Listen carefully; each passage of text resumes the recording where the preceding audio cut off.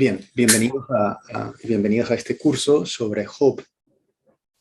Yo creo que es muy importante, luego de la situación de pandemia, el afrontar el tema del dolor, ¿no? Tanta gente ha partido, tantos han quedado sin un ser querido, eh, y bueno, muchos, incluso niños o niñas, han quedado pues a la deriva, ¿no? Sobre todo también cuando vivimos un poco la realidad de este mundo, nos damos cuenta que el dolor está presente, ¿no? Entonces, bueno, creo que cuando Alejandro me hizo la propuesta de dos cursos, uno sobre creación y otro sobre Job, indudablemente pensé que era oportuno acercarnos al tema de Job, ¿no? Del dolor, sobre todo como una invitación a cambiar la vida. Eh, Alejandro me sorprendió porque él es músico también, y les invito a seguir en YouTube y en los canales en que puedan encontrar su música. Es una música como biblista, muy centrada en la Biblia. Como pues una oportunidad de acercarnos a la Biblia en una forma distinta. Y entonces, bueno, Alejandro es de la provincia de Venezuela y está radicado allá, trabajando. Y bueno, hoy se une a nosotros para la posibilidad de compartir el tema de Job, ¿no? Entonces, bienvenido Alejandro y bueno, ahora todo tuyo, el ruedo. Muchísimas gracias, Félix. Y bueno, un placer de estar esta noche compartiendo con todos ustedes. Este momento para mí es especial y porque, bueno, es un tema apasionante del Antiguo Testamento, todo lo que tiene que ver con la literatura sapiencial. Y, y bueno, nada, pues decir algo de mí antes de arrancar. Es, bueno, como bien lo dijo Félix, soy jesuita venezolano, actualmente vivo en Caracas, tengo varias misiones entre manos, además de ser profesor en Sagradas Escrituras, en el Instituto de Teología para Religiosos y la Facultad de Teología de la Universidad Católica Andrés Bello. Mi trabajo también tiene que ver mucho con las juventudes, ¿sí? Soy el delegado de Juventud y Vocaciones de Venezuela y de América Latina de la Compañía de Jesús. Y bueno, por eso también canto, como decía Félix, trabajo o trato de enlazar todas esas dones que Dios me dio, pues con todos estos elementos. Entonces, bueno, parte de mi vocación la dedico a esto, al tema de lo que es ayudar a comunicar la palabra, ¿no? Y efectivamente, el libro de Job creo que es muy actual, ¿no? Eh, Me avisan si se va viendo todo las diapositivas bien. Les advierto de entrada que yo escribo todo y voy hablando y haciendo comentarios, así que hay cosas que leeré, otras cosas que no, pero bueno, tengo como costumbre colocarlo allí un poco para que la gente me siga por si acaso se pierde algo, ¿sí? En esta virtualidad las cosas son técnicas que uno va aprendiendo en este tema de la virtualidad en la que estamos, ¿no? Y se dice mucho esto de que se requiere la paciencia de Job, ¿no? En nuestro mundo. Es un dicho que varias veces repetido y oído parece que ya ha agotado a muchos, ¿no? Y que agota también al mismo tiempo el sentido del libro, ¿no? Es decir, la historia de un hombre que soporta con resignación cristiana las peores desgracias que pueden ocurrir a un ser humano y que es recompensado por Dios precisamente por su paciencia. Pero quien lee el libro, y es la invitación que les voy a hacer a todos ustedes, aunque sea de manera superficial, caeremos en la cuenta rápidamente que esta paciencia de Job no existe, ¿sí? Porque más bien este Job paciente es un Job rebelde, ¿no? Porque el verdadero y gran problema que nos está planteando este libro es uno, y es Dios. Es decir, ¿cómo es posible creer en el Dios de Israel frente al dolor que nos aplasta?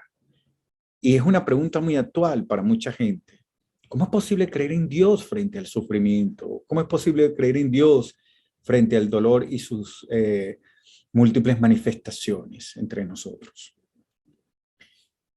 Vean que Job se presenta como un hombre crítico y bajo su crítica caen las explicaciones tradicionales sobre el dolor, ¿sí?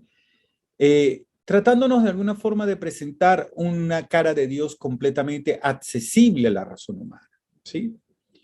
Y es un libro muy actual y el tema del libro es muy actual porque nos lleva a nosotros como lectores, nos obliga a enfrentarnos ante la figura de un Dios muy diferente de lo que hemos pensado o quizás la imagen de Dios que nosotros podemos tener. Vean que la antigua tradición, antes hebrea y luego la cristiana, a menudo ha tratado de suavizar un libro tan provocativo, y esto no es casualidad. Por ejemplo, la liturgia católica casi lo ha eliminado, muy poco lo encontramos en los textos del libro de Job en la liturgia, ¿no?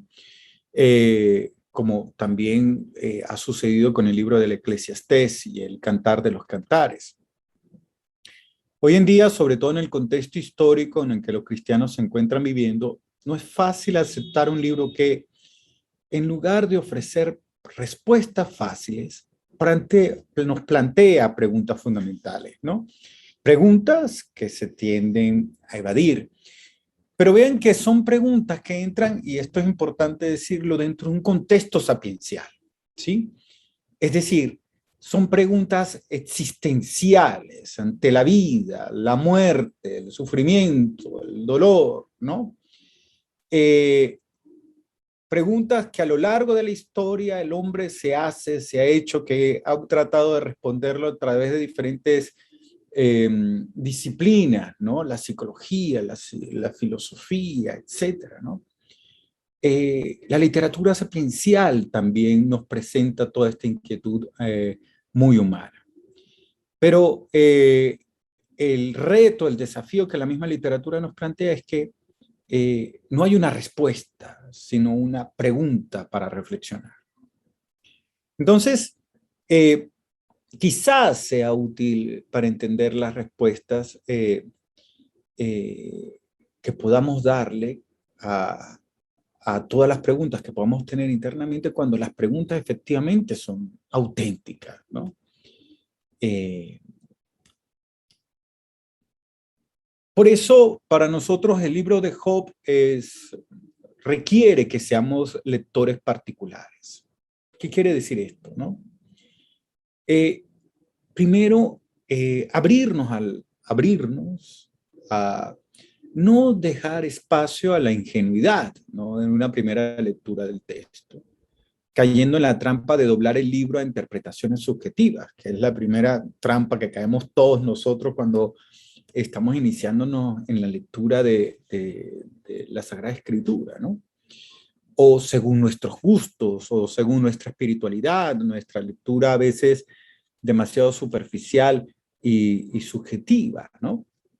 Y tampoco es verdad que es suficiente una lectura educada, esto para sabios y entendidos, aquellos que saben idiomas, o sea, no es del todo cierto esto, o sea, porque es verdad que nos puede ayudar a colocar elementos o aproximarnos a elementos de las palabras hebreas, el sentido original hebreo, eh, la historia de Job con la historia de su tiempo.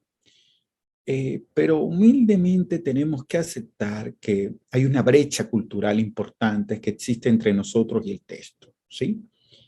Una distancia que todavía los más sabios y los más preparados han podido o han sido capaces de llenar.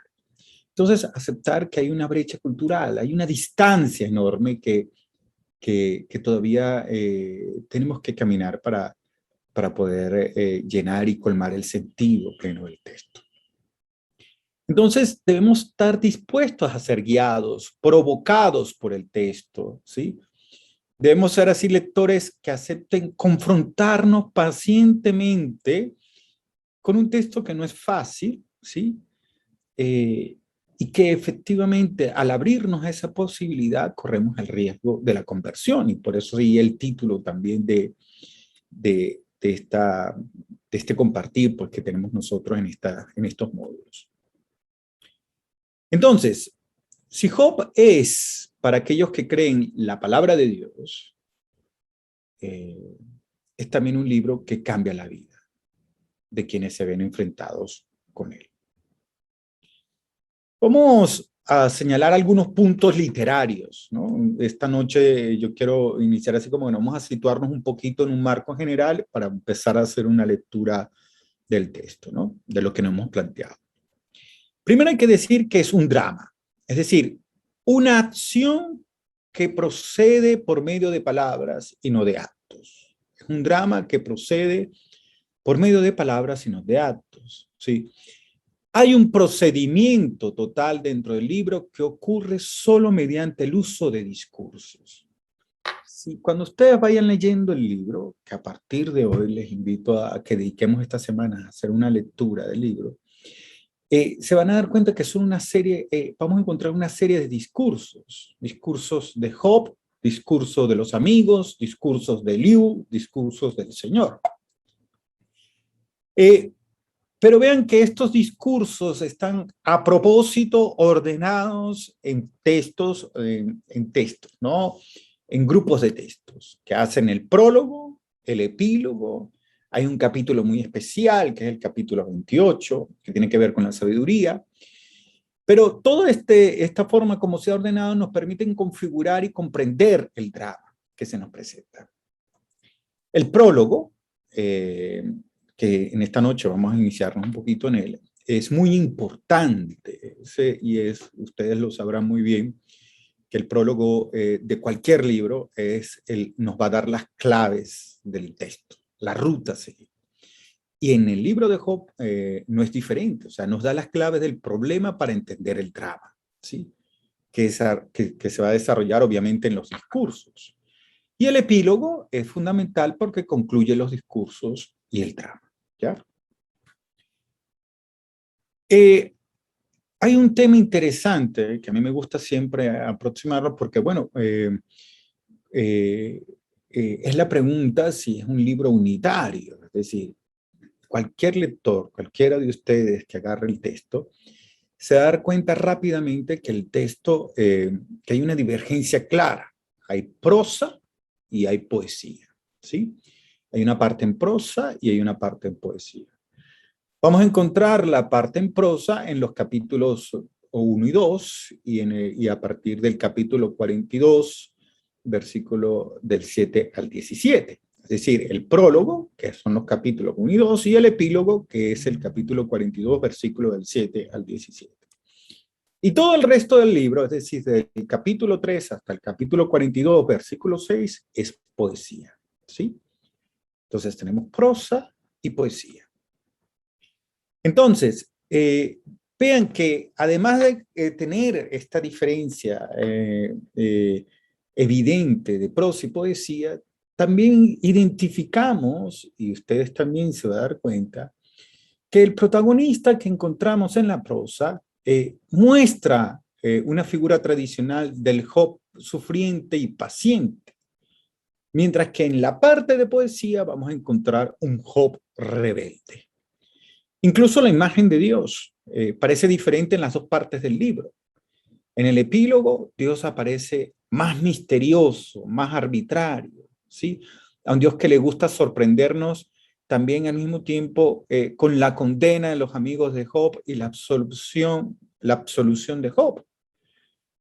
Y una posible explicación a este contraste entre la prosa y poesía es que el sabio que escribió este libro, ¿sí? El autor del libro, probablemente ha utilizado una leyenda popular antigua ya existente.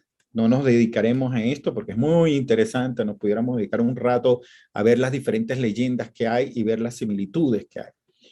Pero la mayoría de los estudiosos llegan a este acuerdo de que quizás y muy probablemente hay una leyenda antigua que existió en relación a un personaje muy conocido considerado como un justo que sufre en un pasado lejano, ¿ya?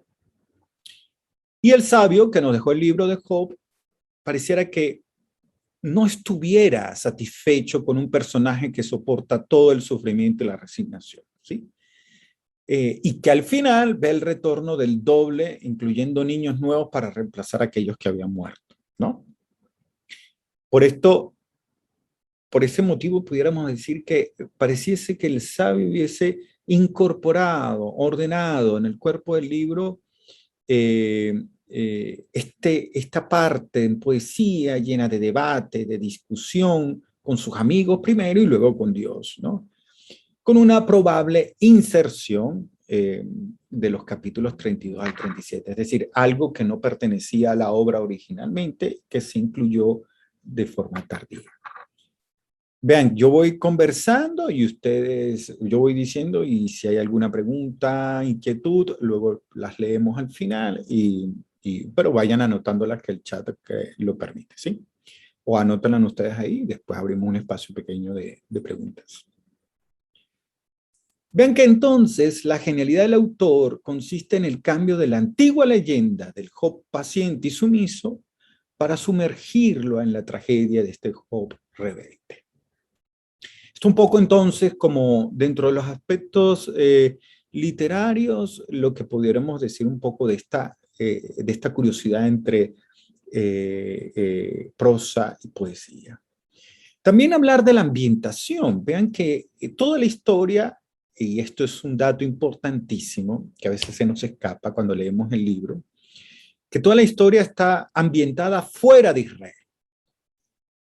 Vean que los nombres incluso de los protagonistas no son israelitas, sino extranjeros. Solamente hay un nombre semita y es el Eliú, ¿no? Incluso la localidad que viene indicada es Uz, ¿sí? Es una localidad incluso de difícil localización, probablemente un territorio edomita fuera de Israel, ¿no? Es la tierra extranjera la que le da el narrador mayor libertad. Y esto es súper importante. ¿Por qué es súper importante? Porque efectivamente un israelita no pudiera decir lo que efectivamente dice Job, ¿sí? O sea que entre la genialidad del sabio, del autor del texto, es decir, sitúa a este personaje fuera del contexto de Israel, para que pueda decir todo lo que vaya a decir y pueda pelear con Dios todo lo que pueda pelear. Y esto es súper interesante. Les coloco aquí un poquito, les señalo dónde efectivamente está, de acuerdo a los estudios de mapas antiguos, donde se ubicaba el territorio edomita, ¿sí? Un poco para situarnos en aquel territorio. Vean que, ¿por qué? Porque al final Job dice que Dios es malvado, es cruel, usa los textos bíblicos y los trastoca, habla sobre temas considerados escabrosos. Y vean que puede que haya una nota polémica en todo esto, porque el libro de Job socava incluso la sabiduría tradicional de Israel. Y esto es claro. Dentro de los textos, el texto, digámoslo así, más antiguo o que nos presenta la sabiduría tradicional de Israel es el libro de los Proverbios, ¿no? Específicamente a partir del capítulo 10 en adelante, del capítulo 10 al 30, ¿no? Nos presenta la sabiduría tradicional de Israel. Los primeros 9 capítulos son como una especie de actualización, una síntesis, ¿sí? Y pareciera que este libro de Job es una crítica a toda esta sabiduría tradicional. Y ya lo veremos poco a poco. Además de eso, se pudiera pensar que efectivamente estas coordenadas de ambiente que nos da el libro tiene que ver con esto de un hombre, que pudiéramos hacer de Job una lectura de un hombre que es de todos los países, de todas las tierras, sin necesidad de localizar a Uz. Es decir, un hombre con una apertura universal, ¿no? Dentro de este libro, ¿no? Como un hombre que no pertenece a un pueblo elegido, aunque pareciera que hablase como un israelita. ¿Dónde pudiéramos imaginar también dentro de estos aspectos literarios, estos puntos literarios, donde probablemente, o cuál fue probablemente la época de composición de este libro? Ojo, siempre en estos temas bíblicos los problemas están abiertos, no hay soluciones definitivas, hay interpretaciones diferentes, ¿no? Quizás pudiéramos siempre decir lo más probable, lo que está más de acuerdo a los estudiosos. Tal vez pueda darse una datación en torno al año V antes de Cristo, ¿no? Al siglo V, perdón, antes de Cristo, ¿sí? Y si esto fuese así, nos plantea este libro, o se plantea como un intento de discutir un problema grave que los exiliados al regresar de Babilonia tendrán que hacer frente, ¿no? El tema de la justicia de Dios. ¿Cuáles son entonces las ideas centrales de este libro? Del libro de Job. Como les decía, la genialidad consiste en el cambio de la leyenda, ¿no? De este Job paciente y sumiso para sumergirlo en la tragedia del Job rebelde. El motivo del libro no es entonces una época, un evento o un problema. Es el hombre con su angustia, su dolor, su misterio. Es Dios, Dios que apuesta por el hombre y luego lo abandona. Por eso, entre los módulos, algunos aspectos hacia el final, es un tema teológico, es un tema de la teodicea, un problema que plantea la teodicea. Es esto, un Dios omnipotente, todopoderoso, que le da todo al hombre, y ante el problema del mal, ¿qué? ¿Por qué lo abandona? ¿No? Si es que lo abandona. Otro motivo dentro de este mismo elementos tiene que ver como con esto de permanecer íntegros y rectos cuando todo va bien, puede efectivamente no revelar en el fondo una virtud, ¿no? Sino que es la prueba la que muestra el verdadero rostro del justo. Sobre todo la prueba que uno no se logra explicar, que nada justifica. Y vean que teológicamente esto es problemático. ¿Para qué Dios necesita una prueba? ¿Por qué una felicidad legalmente obtenida viene de un día para otro anulada? ¿Sí? El sincero y creyente Job es consciente de su inocencia. Son las vías de Dios que no se entienden más. Y el sufrimiento del inocente permanece un misterio. ¿Qué quiere el Señor? ¿Por qué su rostro no resplandece más en benevolencia? Vean que estas preguntas son muy actuales, ¿no? Entre nosotros. ¿Por qué se esconde detrás del silencio muy pesado de soportar? ¿Quién es Dios para mí en este momento de sufrimiento? El verdadero problema de Job en la hora de su ruina es su relación con Dios. En medio de la dura prueba y sin renegar de la fe, a Job le tocará redescifrar, digámoslo así, un rostro que se ha vuelto irreconocible, el rostro de Dios. También a Job le tocará darse él mismo una comprensión de sí, de quién es él, de aquello que es su dimensión del hombre, con toda su nobleza, pero también con todos sus límites. Es un drama, en un drama como este, ¿quién o qué puede consolar? Y esto es interesantísimo también. El silencio aparece al lado de quien tanto sufre y resulta ser el más fraterno de los apoyos, la mayor expresión de la sabiduría. Vean que tomar la palabra, abrir un diálogo, corre el riesgo de terminar en tensiones insoportables. Porque es Job quien sufre, no son los amigos, porque esto lo veremos en el caso de los amigos. Por esto, el diálogo con ellos terminará de estancarse. Vamos a observar en algún momento en que hay intervención de uno, respuesta de Job, intervención de otro, respuesta de Job, y va a llegar un momento en que no hay más respuestas de Job. Entonces, en realidad, es con Dios que el justo que sufre sin razón quiere dialogar. Algunos detalles sobre el sufrimiento en el Antiguo Testamento. Vean que, como les decía, de la sabiduría tradicional, los sabios del libro de los Proverbios reprueban la injusticia y la maldad. No es sobre esta base que se edifica una sociedad floreciente. Vean que son más bien la justicia y la rectitud a hacer la felicidad de los humanos. El mal, en cambio, genera infelicidad. El problema de la retribución, del cual hablaremos más adelante, era un problema que interesaba a los sabios, pero ellos todavía no habían reflexionado sobre el caso del justo caído en ruina, ¿sí?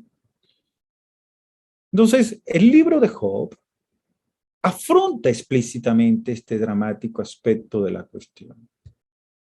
Antes de Job, no parece que el problema se ha estado ni siquiera intuido en Israel. En el Antiguo Testamento se reconoce el valor del sufrimiento. Este purifica a los culpables en el crisol del desastre. Se trata de una llamada a la conversión. Y es así que los proverbios, el libro de los proverbios, justifican los castigos infligidos a los hijos indisciplinados, ¿sí? Entonces, el sufrimiento revela la profundidad de los corazones. En el destierro, el pueblo hebreo fue sometido al hambre y la sed, pero Dios hizo eso para humillarlo y probar su fidelidad, propio como un padre educa a sus hijos. Vean que esto es lo que viene expresado en Deuteronomio capítulo 8, versículo 2 al 6, ¿no?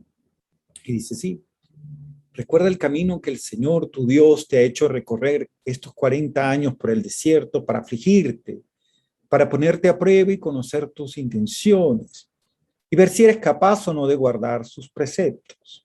Él te afligió haciéndote pasar hambre y después te alimentó con el maná, que tú no conocías ni conocieron tus padres, para enseñarte que el hombre no vive solo de pan, sino de todo lo que sale de la boca de Dios. Tus vestidos no se han gastado, ni se te han hinchado los pies durante estos 40 años, para que reconozcas que el Señor, tu Dios, te ha educado como un hombre educa a su hijo, para que guardes los preceptos del Señor, tu Dios, sigas sus caminos y los respetes. Entonces, vean que planteado así, el sufrimiento tiene una dimensión pedagógica, educativa. Ojo, estamos hablando estoy introduciéndoles en esta dinámica del Antiguo Testamento, como vamos viendo, ¿no? Incluso por eso la enfermedad puede ser mortal y no se escapa de ella sino a través de la intervención de un profeta. Incluso el sufrimiento acompaña a los profetas. La incomprensión, la oposición de la cual terminan por ser víctimas les angustia en lo más profundo de su ser. Entonces, deseo que con estos elementos, así como unas pinceladas que hemos dado introductorias, las tengamos como elementos presentes, ¿no? Y que yo volveré incluso sobre estos elementos para que los recordemos durante la lectura. Pero para hacer esto no aburrido, sino más interesante, vamos a comenzar a leer, ¿no? Vamos a comenzar a leer los pasajes, ¿sí? Y vamos a comenzar a leer el prólogo, que lo encontramos en el capítulo, en los primeros 2 capítulos. Si tienen la Biblia a la mano, sería genial porque me van siguiendo y hay diferencias en traducciones que especificaré en algún momento, por si acaso alguno lee cosas distintas, ¿no? Vean que el libro de Job comienza con un texto en prosa. Vean que si imaginamos un teatro, y esto yo quiero que lo vean de esta forma. La parte de los diálogos son las escenas con los personajes presentes en el escenario. Mientras que este prólogo, que vamos a comenzar a leer, siendo la clave que nos permite entrar en el drama, como ya lo hemos mencionado, sería la voz en off que encontramos en este teatro. Y el prólogo comienza con Érase una vez, ¿sí? Precisamente para enfatizar que estamos en un cuento y que Job no es un personaje histórico. Entonces, en el prólogo, el poeta nos ofrece probablemente una inteligente reelaboración de una antigua historia, como ya lo habíamos dicho. Y vean que quizás es una historia ya conocida en el vecino Oriente Antiguo y relativa a un hombre religioso y feliz, pero golpeado por terribles desgracias, pero que sin embargo se mantiene fuerte en su fe en Dios, no obstante todos los males sufridos. Me detengo aquí para decir que en la literatura sapiencial egipcia y mesopotámica, las soluciones dadas al problema del mal son muy a menudo de naturaleza retributiva. El mal deriva, de hecho, principalmente del pecado humano. Y en algunos casos parece que el mal depende del capricho de los dioses. Sin embargo, el mal parece intrínseco a la creación y una parte que no se puede eliminar del destino del hombre. La sabiduría divina parece completamente inaccesible. Entonces, como no es posible eliminar el mal, las soluciones ofrecidas por los textos egipcios y mesopotámicos van desde una fe ciega en la obra de la divinidad, un cierto pesimismo que conduce a soluciones escépticas, desencantadas, o una invitación a disfrutar de la vida siempre cuando sea posible. Pero el libro de Job, aún mostrándose en relación con estos textos, el camino o la solución que ofrece es diferente. Entonces, en este prólogo, el justo probado por Dios, que se mantiene heroicamente fiel a él, sin embargo, es demasiado bello para ser real.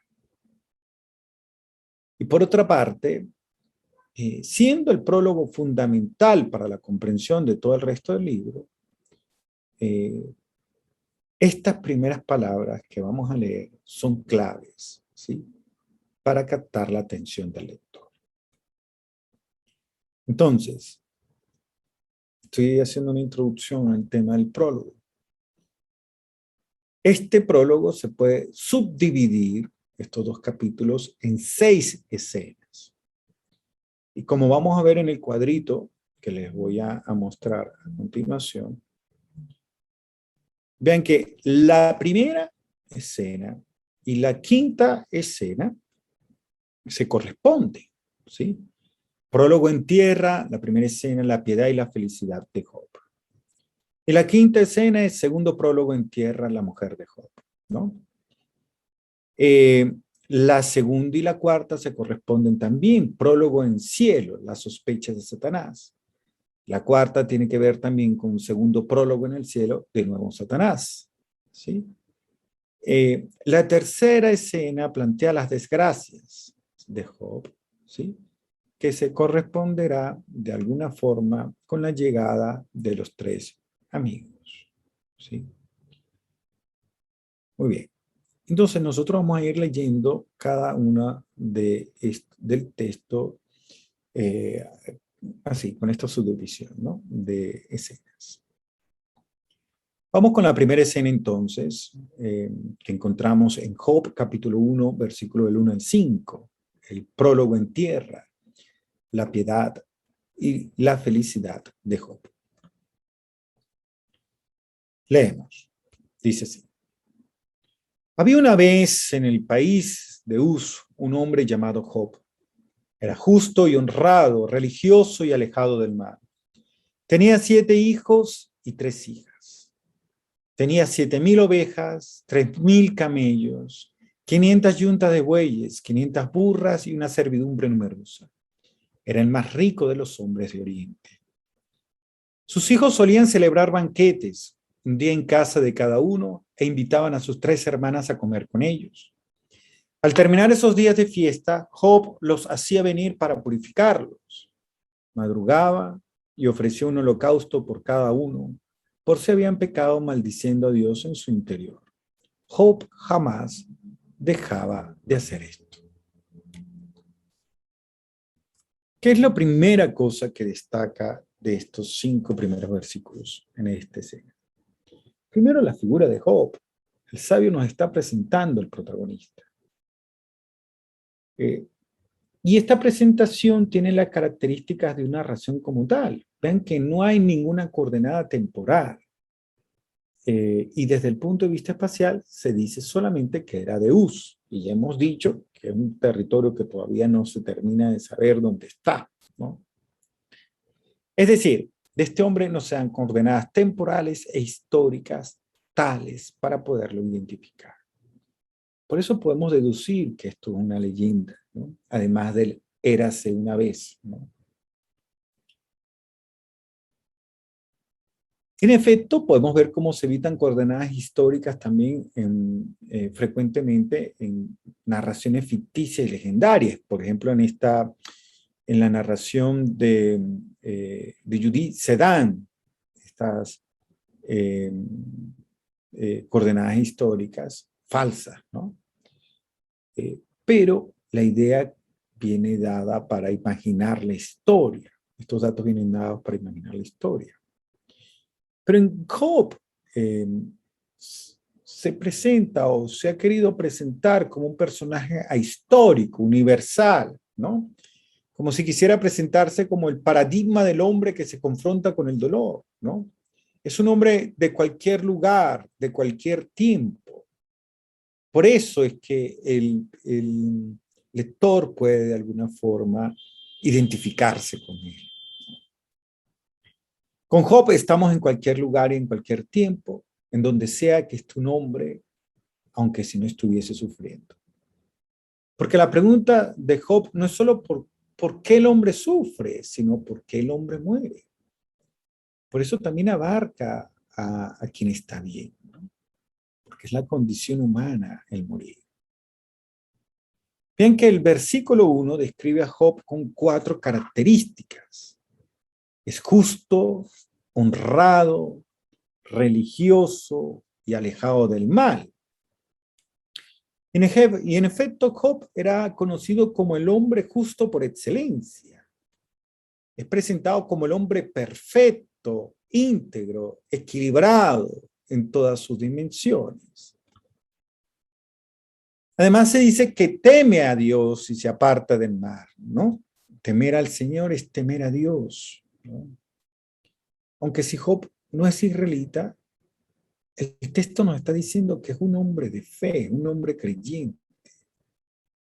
Temer al Señor, vean que viene presentado como una acción positiva, mientras que apartarse del mal es una acción negativa. El que teme al Señor tiene claro que se aparta del mal, porque el que ama a Dios no puede permanecer en el mal.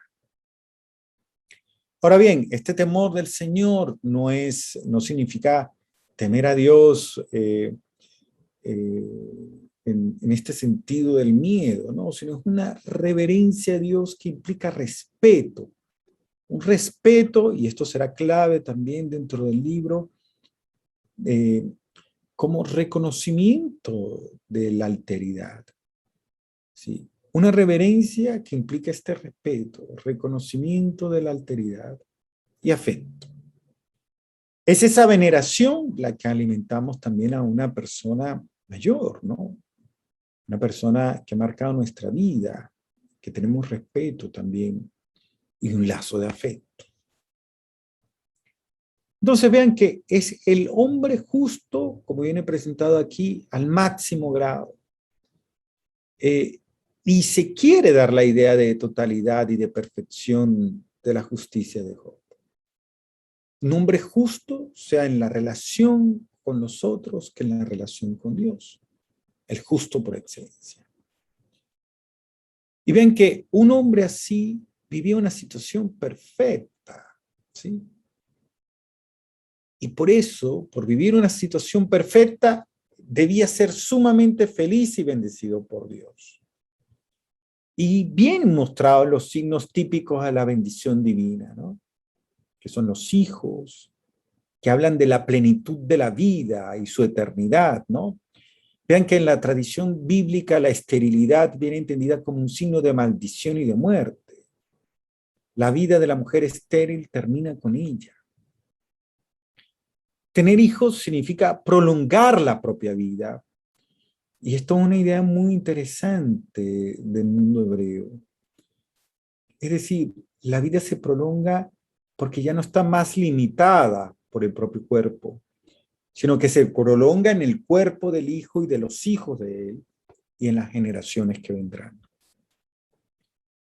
Y vean que otro signo de bendición que tiene Job es la tierra, ¿no? Y vean que lo veremos a lo largo del Antiguo Testamento, también una tierra prometida a Abraham, esencial para la vida, para hacer estable la vida. Y otros signos son, obviamente, la vida feliz, la buena salud y muchas riquezas. Y la bendición no es otra cosa que felicidad, porque es Dios quien dona su bien, ¿no? Y Job tiene todos los signos de la bendición divina. Tiene 7 hijos y 3 hijas. Vean que los números son significativos. Por lo tanto, podemos hablar de plenitud en los hijos. Sea 7 que 3. Son números simbólicos, quieren decir totalidad, plenitud. El número más grande es, sin embargo, de los hijos varones, que son en todo caso culturalmente más importantes que las mujeres. Y aquí no tiene ningún sentido, ninguna discusión feminista, machista. Culturalmente es así, como viene planteado en el texto. Y es curioso, porque además son hijos e hijas. Esto es un índice, de totalidad, plenitud de la fecundidad, ¿no? Y este modo de hablar en el mundo bíblico corresponde a una figura estilística típica de la Biblia que se llama merismo. Y esto es clave también para ir saboreando la narración. Es la expresión de una totalidad mediante la mención de 2 partes que constituyen los extremos de la misma. Por ejemplo, cuando leamos cielo y tierra, esto quiere decir universo, la totalidad. Montes y valles, el conjunto del paisaje. Día y noche significa todo el tiempo. Carne y sangre significa humano, etc. Estos son merismos, la expresión de una totalidad mediante la mención de 2 partes que pueden constituir el extremo de la misma. ¿Sí? Y un ejemplo claro, para que lo veamos también en otros textos, lo encontramos en el Shema Israel, ¿no? En Deuteronomio capítulo 6, versículo del 4 al 7. Escucha, Israel, el Señor nuestro Dios es solamente uno. Amarás al Señor tu Dios con todo el corazón, con toda el alma, con todas las fuerzas. Las palabras que hoy te digo quedarán en tu memoria, se le inculcarás a tus hijos y hablarás de ellas estando en casa, yendo de camino, acostado y levantado. ¿Dónde está el merismo claramente? Aquí en esto de estando en tu casa, yendo de camino, acostado y levantado. Y en el caso de Job, los hijos y las hijas son un merismo para indicar la paternidad completa de Job. Vean que hablamos de los hijos, pero Job también tiene la tierra, otro signo de bendición, y era muy rico, con una gran cantidad de ganado y de animales. También aquí encontramos un merismo, porque vean que es muy interesante, esto para que vean la sutileza y la riqueza del texto que estamos leyendo, ¿no? Porque se habla de ganado pequeño como ganado grande, ganado típico del campesino sedentario y del pastor nómada, ovejas, camellos, bueyes, asnos. Es decir, es un modo de hacernos, de mostrarnos que Job tenía animales de todas las especies. Entonces, la fecundidad no es solo del hombre, sino también de los animales, o sea, toda la vida que circunda a Job, ¿no? Y este bienestar viene también subrayado con esto de los banquetes cotidianos y por la armonía y comunión que reina en toda la familia, sea entre los hermanos que entre las hermanas. Y es inusual que vengan señaladas también las mujeres, ¿no? Entonces, se trata de una riqueza generosa también, que viene compartida. Y estos hijos usan su riqueza para invitar a todos, para compartir con nosotros aquellos que tienen. O sea, que es una bendición que se comparte, que se da también a otros, ¿sí? Por eso también esto del afecto, la comunión, la generosidad, muestran o son fruto de alguna forma también de la bendición de Dios. Hablamos entonces de una totalidad de bendiciones, el todo vivido en perfecta armonía. Y no bastando con eso, Job añade, y esto es lo que viene al final mostrado en estos 5 versículos, los sacrificios por los hijos, preocupándose de la relación entre los hijos y Dios, es decir, que Job no provoque solamente y satisfaga las necesidades materiales de sus hijos, o sea, sino se preocupa también por las necesidades materiales, espirituales. Hay una relación profunda entre el padre y sus hijos. Entonces, Job es absolutamente justo y por lo tanto absolutamente bendito. Perfecto e íntegro es Job, perfecta la bendición que tenía y perfecta su familia. Muy bien, ustedes me pudieran decir, muy bien Alejandro, ajá, qué bueno ya que lo veamos y lo subrayamos, todo esto. Pero ¿cuál es tu insistencia? ¿Cuáles son las... Ok, muy bien, ya vimos que Job es perfecto. ¿Qué podemos entonces estar pendientes si aquí están las claves de lectura del todo texto? Primero que, obviamente, las cualidades de Job, lo que nos está diciendo el autor sabio del libro es que las cualidades de Job son la clave de todo el libro. Y esto es una hipótesis de trabajo, o sea, sobre la cual vamos a leer. Cuando hablo de hipótesis de trabajo, estoy como si los lentes que nos vamos a poner también para ver el texto. Porque el libro de Job trata del sufrimiento del justo, del inocente. Pero en este hombre tenemos una característica más fuerte. No solamente es justo o es inocente, sino es perfecto, ¿sí? La segunda hipótesis de trabajo es que Job es un hombre perfecto, pero también es muy rico, lo dice el texto. Tiene una familia hermosa, es rico porque tiene una familia hermosa. Y ahí está también entre los signos de bendición 7. Y una gran cantidad de animales y sirvientes. Y por eso, al hacernos la pregunta, ¿cuál es la relación entre perfección y riqueza? La respuesta es la bendición. Y atención a esto. Sutilmente, lo que estos 5 versículos también nos está diciendo es que cuanto más perfecto es un hombre, más bendecido por el Señor es y pasa una vida en la riqueza y el gozo. Y finalmente, la tercera hipótesis de trabajo es la idea de que viene mencionada al final, la de purificación, cuyo significado más exacto en este caso sería de hacer eh, que uno sea santo. Bien que aquí en el texto, en hebreo, santo es kadosh, ¿sí?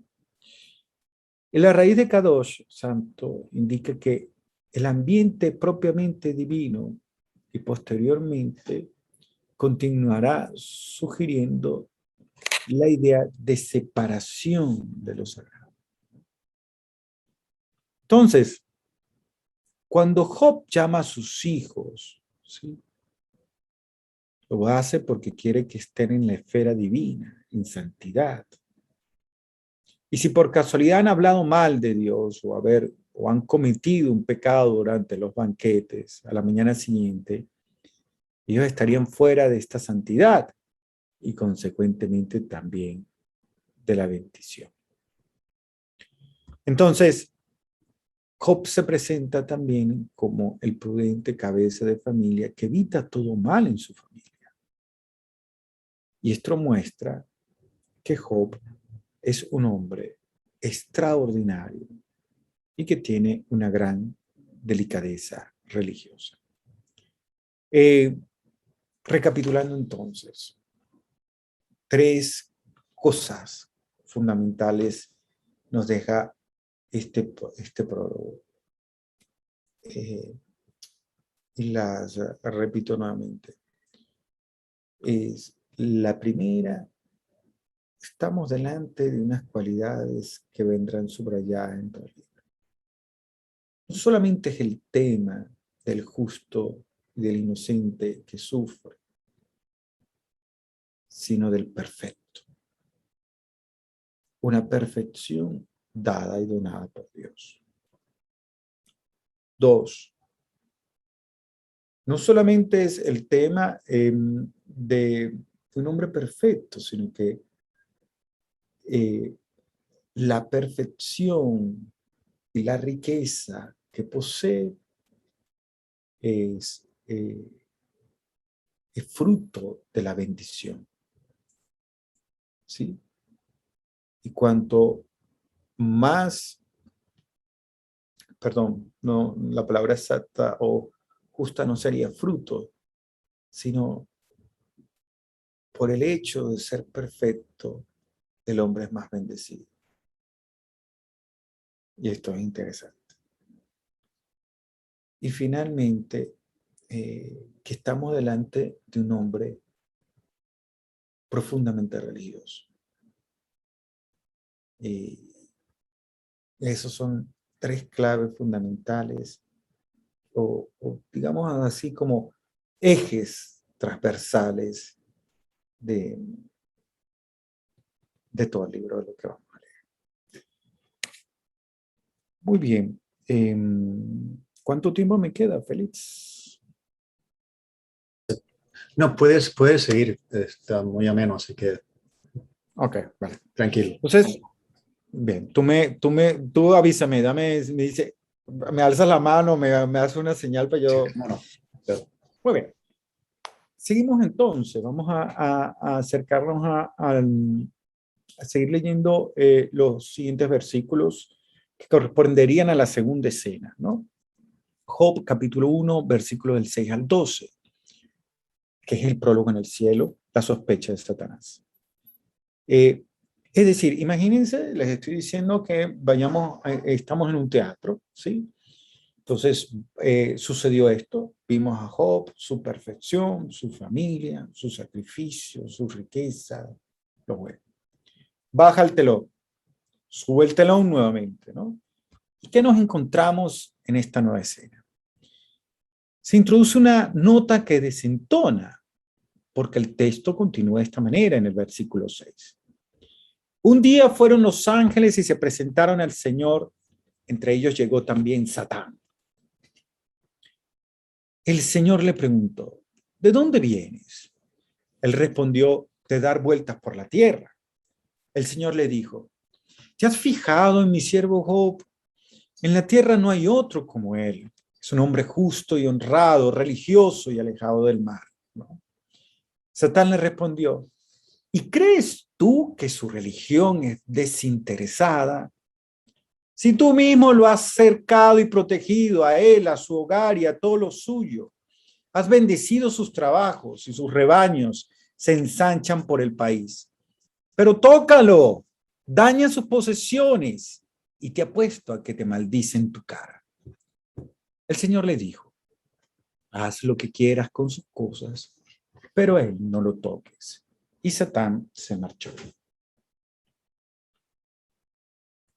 Vean que no nos encontramos más en la tierra de Uz, sino en el cielo. Dios es imaginario.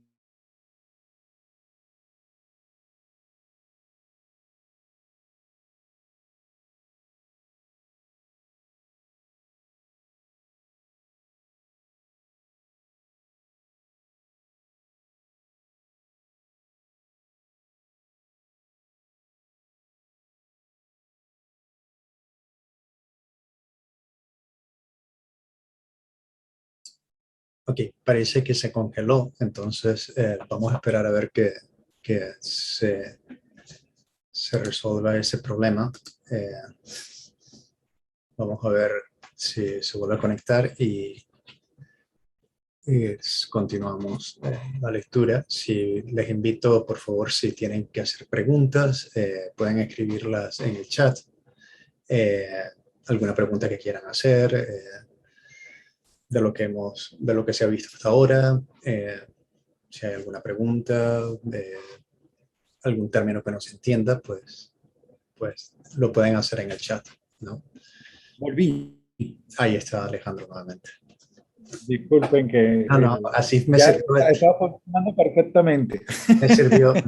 me sirvió para recordar que si quieren hacer alguna pregunta, estamos vivos también en Facebook. Perfecto.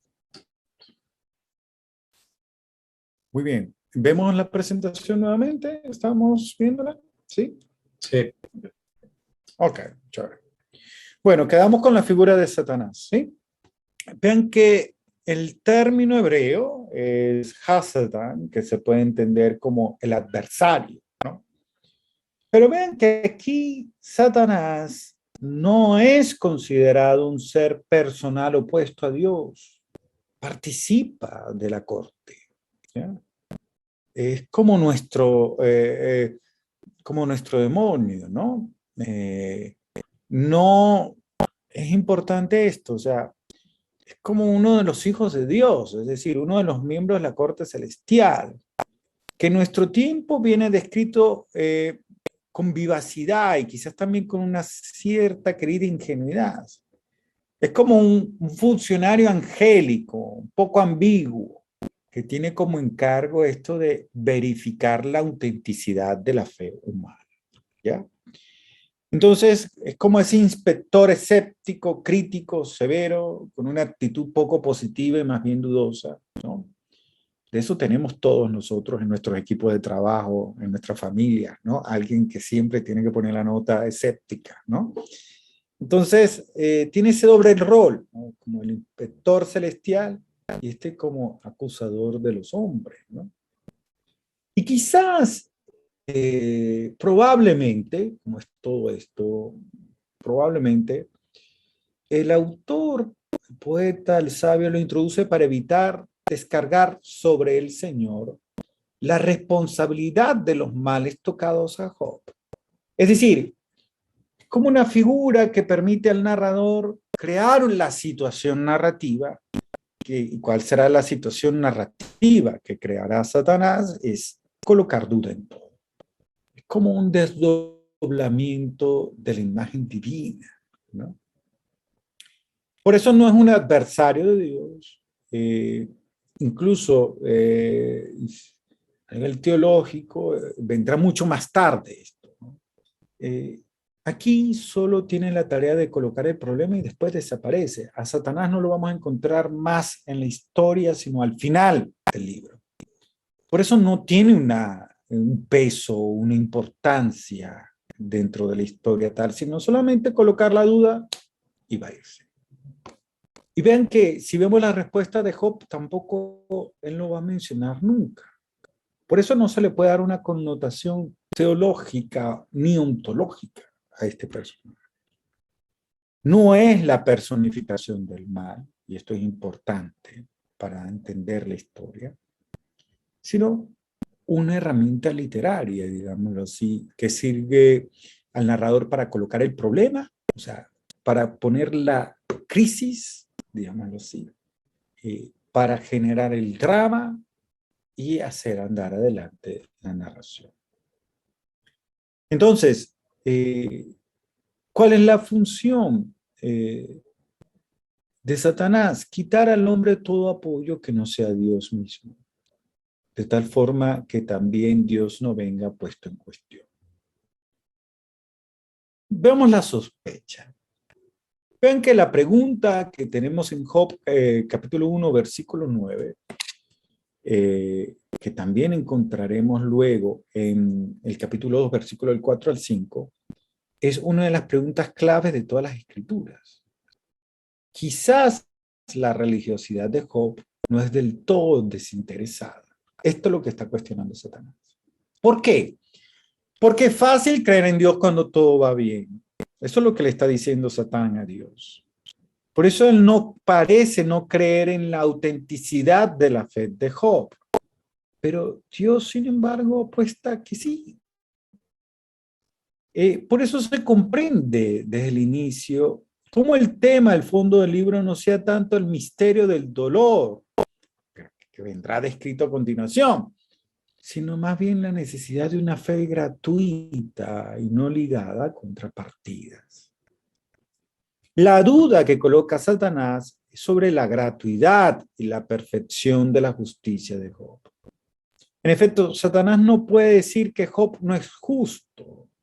Vean que Satanás no responde a esto. Dios dice, ¿viste que es justo? Satanás no dice, sí, sí es justo. No lo reconoce, sino le dice a Job o lo reinfacha a Dios, perdón. ¿Por qué es justo? Porque todos serían capaces de ser justos frente a tanta bendición. Y esto es una duda que implica una duda sobre Dios mismo. Pero si leemos con detenimiento, podemos encontrar también este problema teológico. Porque cuando se duda la gratuidad de Job, en realidad se mete en duda a Dios mismo. ¿Por qué? Nosotros amamos a Dios porque Dios es el bien o porque me hace el bien. Repito, nosotros amamos a Dios porque Dios es el bien o porque me hace el bien. Y ahí está la sutileza de la duda de Satanás. Es decir, Dios no es el bien en sí mismo, sino alguien que sirve para tener en cambio cosas. En tal sentido, sería el amor a Dios porque se teme a Dios o el amor a Dios porque me da en cambio cosas. Y este teme a Dios en el sentido que ya lo expliqué anteriormente. Si entramos en la lógica de Satanás, de este Satanás del libro de Job, no solamente dudaremos de la justicia del hombre, sino también dudaremos de la realidad de Dios. Y otro elemento que está apareciendo aquí es lo que, bueno, Dios permite la prueba, como termina en el versículo 12. El Señor dijo, haz lo que quieras con sus cosas, pero a él no lo toques. Y Satán se marchó. De esta forma Dios permite la prueba. Satanás ahora puede hacer aquello que le parezca sin tocar la vida de Job. Ahora debemos entender qué quiere decir que Dios pone a prueba a alguien. En el prólogo, el sufrimiento viene promovido por Satanás, pero también es permitido por Dios. La gran pregunta que nos hacemos todos. ¿Por qué Dios permite el sufrimiento? En realidad, pues Dios, quien coloca a prueba al hombre, es la misma vida del hombre. No es Dios quien coloca a prueba al hombre, perdón, tengo que corregir eso, sino es su misma vida que lo hace. El hecho de que Dios exista inevitablemente pone a prueba al hombre porque lo obliga a tomar posición. Y tal prueba sirve como situación personal en la cual es necesario decidirse si vivir de la fe o no. Es decir, vivir fiándose de Dios y de aquello que no se ve o no. Es decir, vivir, en otras palabras, vivir de fe es vivir en la prueba. La vida te coloca delante en esa necesidad de tomar decisiones y de hacer elecciones. Y cuando la vida te golpea, tú debes escoger. O maldices a Dios o lo bendices. Entonces, el Dios del prólogo respeta la libertad del hombre y acepta que se pruebe a Job. Porque no se esconde detrás de su omnipotencia y omnisciencia, sino acepta descubrirse frente a su criatura.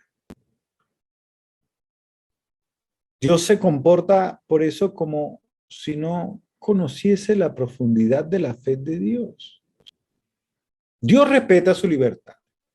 Que Job escoja sin maldecir o bendecir, porque esa es la cuestión fundamental de Satanás. ¿Cuál es entonces el sentido del sufrimiento? El sufrimiento y el dolor es, en este modo, solamente la ocasión para descubrir cuál es la fe que anima al hombre. Y en este sentido, el sufrimiento y el dolor pueden testimoniar que Dios es Dios. Y no solamente alguno que se ama porque da cosas buenas en cambio. El sufrimiento y el dolor entonces pueden adquirir un significado positivo porque es testimonio de la realidad de Dios. Pero decir esto es problemático. ¿Por qué es problemático? Porque ¿qué tipo de Dios es este que permite el sufrimiento? ¿No?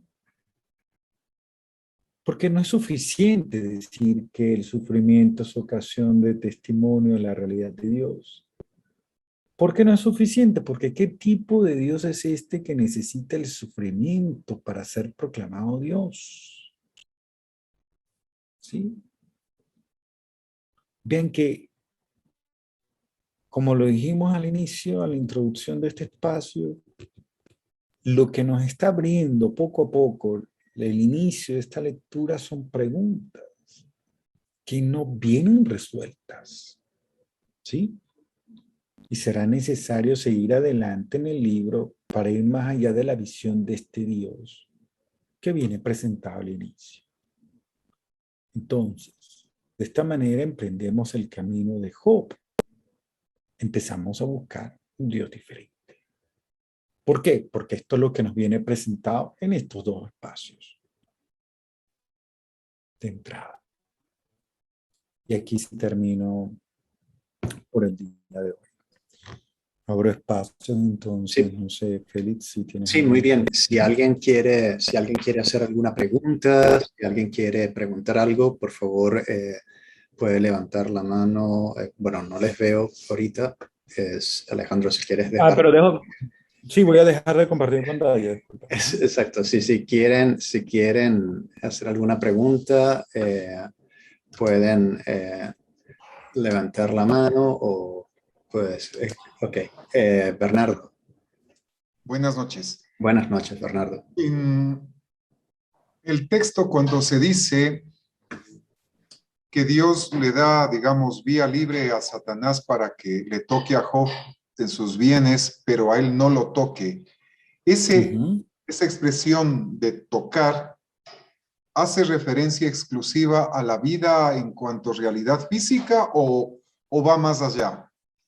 Porque se puede tocar sin necesidad de afectar, digamos, lo físico, lo biológico, pero se afecta tocando la integralidad de la persona. Entonces, ¿lo debemos entender solo en el sentido físico-biológico? Esa es mi inquietud. No, más bien, fíjate que obviamente que la orden de Dios es una orden de cara a la muerte, Bernardo, ¿sí? O sea, él no va a morir, ¿sí? ¿Por qué te lo digo? Porque cuando tú me dices a mí que si no lo toque,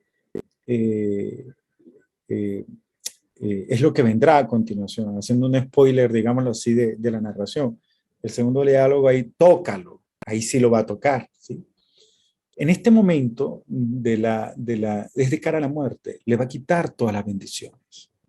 Todos los elementos en los que va a tocar Satanás, en este preciso momento va a ser un elemento de muerte, eliminar todas las bendiciones. Y en el segundo momento va a ser, ahora te toca a ti, el cuerpo.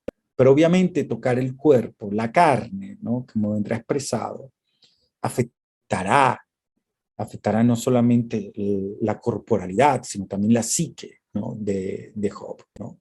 Su fe, donde se cuestionará eso hasta su nacimiento, el sentido de su vida, porque él estará experimentando cómo se muere, porque él no sabe de estos diálogos que tienen Dios y Satanás. Él siente que está muriendo, pues. Pero ambas perspectivas de tocar, tanto las bendiciones como el cuerpo mismo, es de cara a la muerte. Es decir, por eso el libro a nosotros nos cuestiona quién somos nosotros. De entrada, efectivamente, somos seres finitos, porque la finitud comienza incluso de cara, como parte de integralidad de nuestra vida con las bendiciones que tenemos. Entonces, de cara a eso, de cara a la muerte, ¿cómo es esta relación con Dios? ¿Dios sigue siendo el bien también o no? No sé, Bernardo, respondo un poco a tu pregunta. Sí, bastante. Lo que pasa es que también relacionaba con la expresión del Evangelio de la hemorroísa que dice, con que logre tocar el manto, y después que la expresión de Jesús a los discípulos es, ¿quién me ha tocado? Entonces, trataba de verlo también un poco en esa perspectiva. Pero así me has aclarado la inquietud que tenía. Gracias. Perfecto. Si alguien más quiere hacer una pregunta, abrir el diálogo en Facebook, nos preguntan, ese colocar en duda de parte de Satán a Dios es no una tentación a Dios mismo también. O sea, porque al final, según lo que me exponen en la pregunta, Dios termina siendo tentado por el mismo Satanás que le coloca el padecimiento de Job. No sé si entiendes bien la pregunta o la traté de Sí. No lo veamos de esa perspectiva, como la palabra no es, yo no colocaría la palabra tentación. O sea, es un diálogo que tiene Dios, por eso subrayaba el personaje de Satán. Es un diálogo que tiene Dios con un miembro de su corte, como si tuviéramos un fiscal, ¿no? Dentro de la corte. Tuviéramos un abogado perito, ¿no? Tuviéramos un supervisor, un contralor, ¿no? Que está queriendo decirle a su jefe, verifique este dato que no está funcionando según lo que a mí me parece. Esa es la función que está cumpliendo Satanás. No es una tentación, ¿sí? Porque al referir la palabra tentación, estamos dándole un grado que no tiene, un grado ontológico que no tiene Satanás en este momento, ¿no? Ni teológico tampoco. Es un personaje que coloca la duda y desaparece. Gracias, Alejandro. ¿Alguien más quiere hacer una pregunta? Si quieren, puede colocarla en el chat.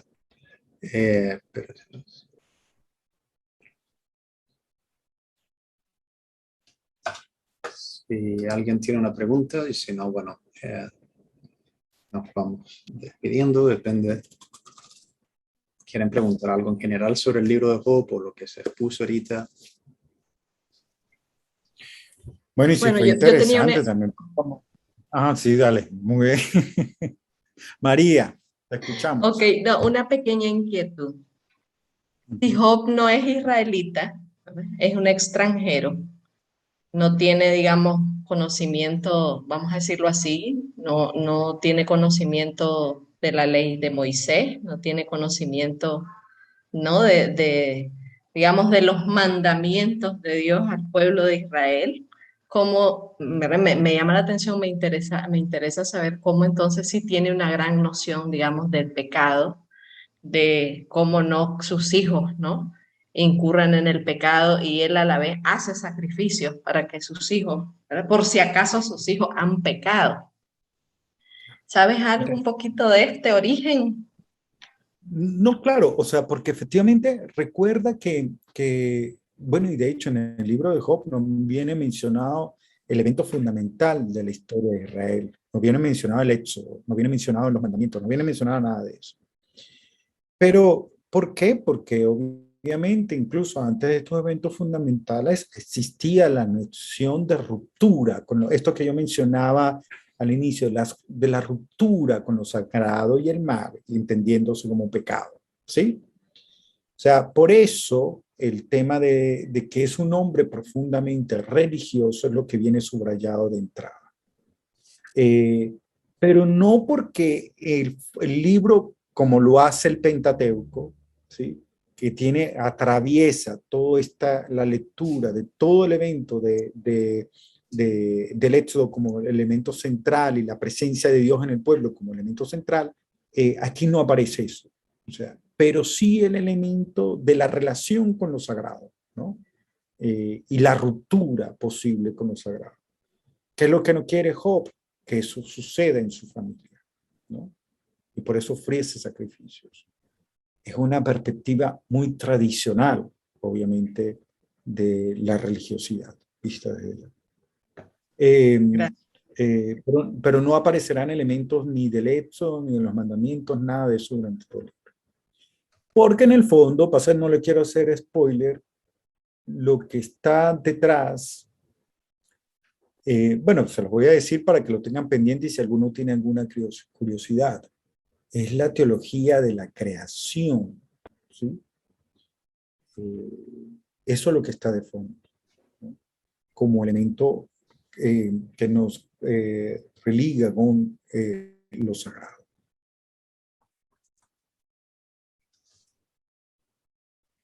Bien, tenemos 10 minutos más. Si alguien quiere hacer una pregunta, pues siéntase libre de querer hacer una pregunta.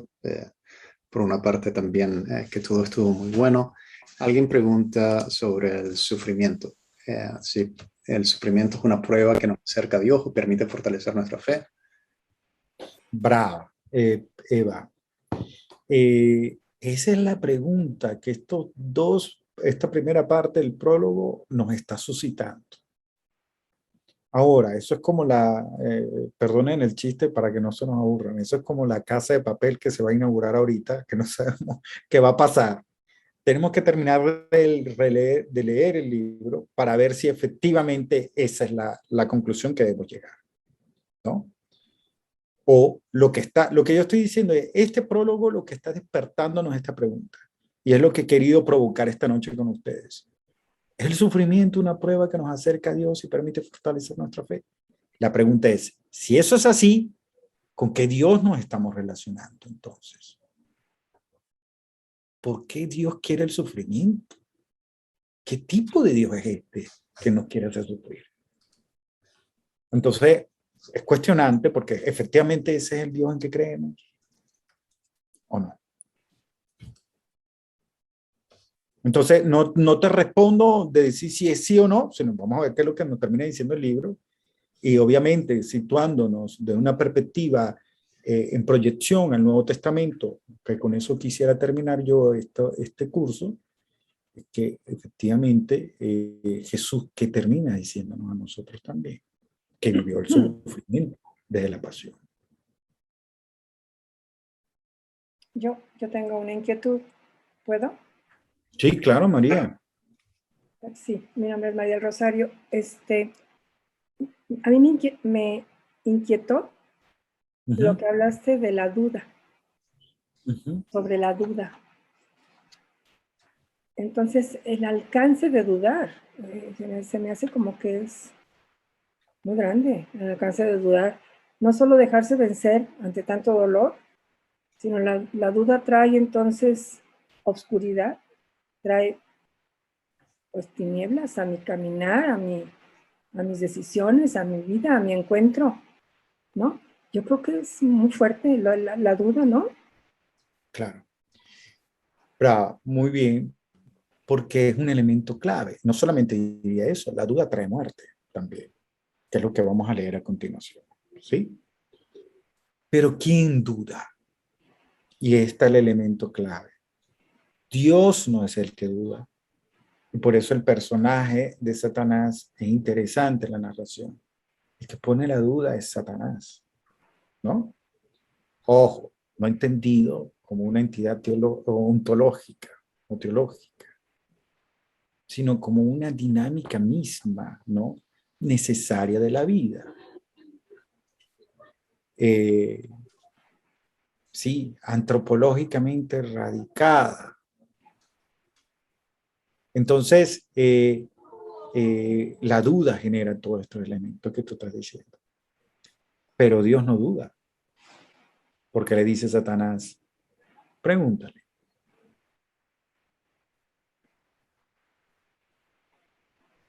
Sí, de alguna forma, María, alimenté un poco lo que estás diciendo, ¿sí? ¿No Sí, te doy un feedback? Okay. sí, porque es que me impresiona porque sí lleva a la muerte.